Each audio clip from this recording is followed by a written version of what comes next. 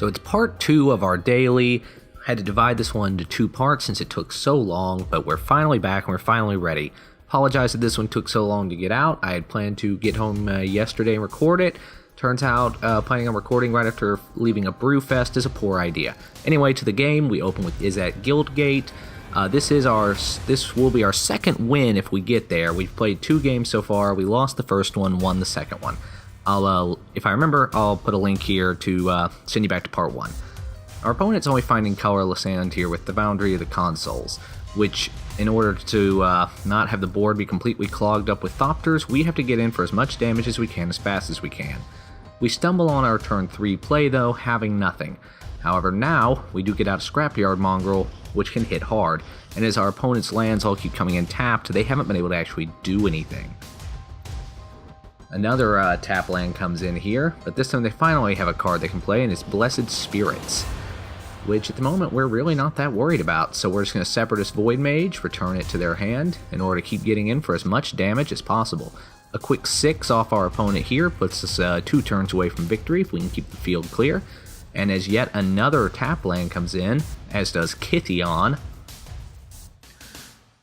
and the Blessed Spirits, we now are looking at a pretty clogged up board. Here's where I do something tricky. In order to make sure that Kithion leaves the field, as I do not feel like dealing with his indestructibility clause, I attack with everybody here, and our opponent trades. Now, here's what happens. Kithion transforms into Gideon, and he retains control of it. But I was honestly less worried about Gideon's Planeswalker side than I was about Kithion's indestructibility side. So it's more or less a trade I was happy to make. So here, I run out Avaricious Dragon, as my hand is almost empty, and I don't mind losing this 1 copy of Enthralling Victor here. And I go ahead and attack with everybody, spending all my mana to do it. The Angel eats the Hound, and then I hit Gideon, with my Enthralling Victor. My opponent's at 3, and he's choosing to have the Alloy Mirror attack Gideon next turn, which is probably smart. Why he didn't choose the 4/4 we'll never know, but I guess he wanted to make sure I couldn't do a suicide charge with the Mirror since she's so low on life. So we get to draw 2 cards here because of Avaricious Dragon's ability. We find another land, but also a creature. We decide to just go ahead and kill Gideon and her, assuming we don't run into trouble. And while our opponent does block our mirror, it doesn't matter as we hit the opponent and reduce their life total to 0. Alright, so that's 2 wins so far, and we jump right in now to game number 3. Or game number 4, potential win number 3. You know what, I'm just not going to count the loss. That takes way too much brain power on my part. So we find another perfectly solid hand here with a good mix of stuff. It has a way to get an artifact out to empower our Scrapyard Mongrel. We're in pretty good shape. It also has a Rogue's Passage for us if we need it, so that we can, sneak in a final threat to end the game. And our opponent is, like last time, only finding colorless mana, meaning they're not getting much accomplished early. We go ahead and play our creature, getting a Thopter. Once again, we're just going to try to beat the opponent down before they can stabilize. We're going to punish his slow start. He gets a Plains, but it enters tapped, so he has to pass his turn again without doing anything. I remember to play my land, then I go ahead and play my Scrapyard Mongrel, and I attack with everybody. 5/3s with Trample, those will end the game in a really big hurry. So, let's see if we can capitalize on that. Okay, here's a Kurd Chieftain finally showing up to give our opponent a bit of a defense. I'm trying to remember what I actually decided to do here. That's right, I used Active Treason just to go ahead and steal it, turning everything sideways to do massive damage to our opponent.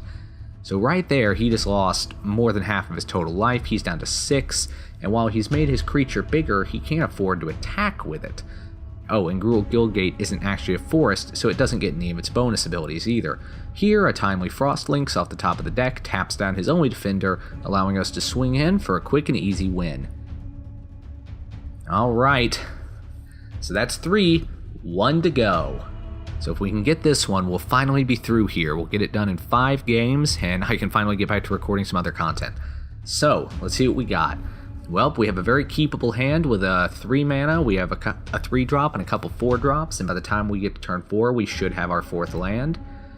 We also have an artifact and a way to get more. So, we're in a pretty good spot. Our opponent doesn't do anything in their first 2 turns, neither do we, but we do get our 4th land, so we will not choke, we will get to turn 4, and we will be okay. For 3 turns now, our opponent has done nothing, and while I could play the Frost Lynx and just not target anything, I'd rather keep its ability to use proactively. Again, our opponent doesn't do anything, and we continue to draw all the lands we need. I'm going to go ahead and play the Mongrel here, so that next turn I can follow it up with my artifact to get a bunch of bonus damage. And here's an Accursed Spirit who will unfortunately trade with my Mongrel, if I choose to let him. I decide not to, deciding this turn just to go ahead and put it back in his hand and keep developing my board and to cost my opponent a bit of tempo. I get in for 3 quick damage, not the 5 I would have liked, but right now keeping this board clear so that I can do things on my own pace is more important. Here comes the Accursed Spirit back again, and this time we decide to tap it down with Frost Lynx. Unfortunately, our opponent responds with a Fiery Impulse, killing our Void Mage, so we don't get in with as much damage as I would have liked. We do, however, hit him for another quick 3. So we still have the stronger board, although Enthralling Victor does come down here, convincing our Lynx to go fight for our opponent for a moment. And he hits us with our own Lynx, but you know what, that's fine, we'll get it back at the end of the turn. A Despoiler of Souls comes down here, but I'm not too worried about it, as he's not really in a position to attack right now, and the Despoiler can't block. So I go ahead and offer trades in combat here, seeing what the opponent does, and they trade Victor for the Mongrel, but you know, joke's on him, I've got plenty. So we play the Mongrel again. Our opponent has enough land that they're in pretty good shape, and they declare attacks here. I decide to just take it, I'm not worried about the damage here, so I go down to 12, here comes another Accursed Spirit. So our opponent does have a way to block this turn, but we are going to borrow it. So he wants to steal our cards, we'll steal his. We also go ahead and play our guy who gives us a Thopter. I'm sorry, I blanked on his name there. And then we attack for a lot of damage since our Mongrel is now online. He gets his Accursed Spirit back, but he only attacks with the Despoiler, who we go ahead and read to make sure we're remembering it right. And since he doesn't have enough creatures in his yard, we're just going to take the 3. We're not worried about it. There's no pump spells he could have used to have killed us right there. So right now, all we have to do is figure out how we can win this game this turn. And near as I can tell, it's just by going wide. Unfortunately, a Cruel Revival to kill our Hound will throw a bit of a wrench in our plans. So while we do wipe the opponent's board, we only reduce his life total to 1. We're still in a good spot with 9 though, and we play another Mongrel. Our opponent attacks us here again, and I just choose to block. No point in taking chances, I've got my 1-power flyer, and here comes my opponent with a Blazing Hellhound, and now he has enough to return Despoiler of Souls to the field. This is where it gets tricky. I go ahead and attack here, forgetting that he can sacrifice the Despoiler using Hellhound's ability to do 1 damage to target creature or player, so he destroys my Thopter. So I go ahead and play out a Guardian Automaton and a Perilous Mirror, so if the mirror dies, so does my opponent. So, I'm not too worried here. Here comes Foundry of the Consuls to give him 2 Thopters. Here's an Eyeblight Assassin who destroys my mirror, allowing me to kill my opponent. Maybe the opponent just decided to suicide there, better to die than be killed or something, but that was strange. Alright, we completed both our quests at once here. Let's go open a booster pack. Well, if I remember right, this one is completely sick. We'll go through them one by one. Oh yeah, I was right, it's sick. Okay, so Scrapskin Drake is an okay flyer. I think there's actually better around right now. It can only block creatures with flying, is a big drawback, but a 3 for a 2/3 flyer can do big damage on its own. It's okay. It's not great, it's okay.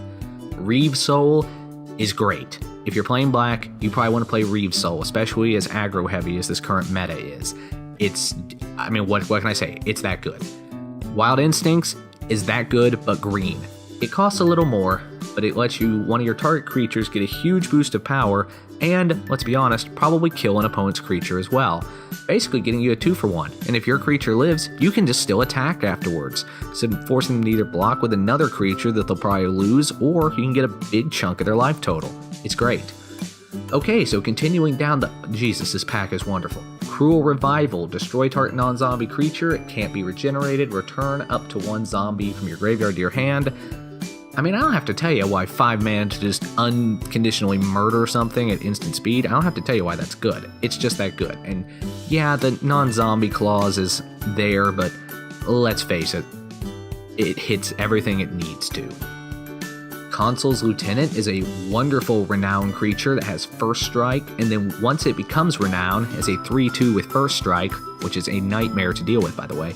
Once it comes back with that, every time it attacks, all your other creatures get +1/+1 till end of turn. You know how good Amperin Tactician is when you play it on a busy board? Well, this guy's that every turn. And finally, our rare is Embermaw Hellion, a 4/5 for 5 with Trample, which is already pretty good. But if another red source you control would deal damage to a permanent or player, it deals that much damage plus 1 more. That includes damage, that includes abilities. I mean, I'm trying to put into words about how tricky that can be. It makes combat math so difficult. It makes all your burn spells even more potent. It turns something like Chandra's Rage into a board wipe practically. It's a fantastic rare and a great top end to a red deck. Alright guys, thank you for watching. Thank you for your patience with me as I got these videos online. And as always, like, comment, subscribe, and thanks for watching.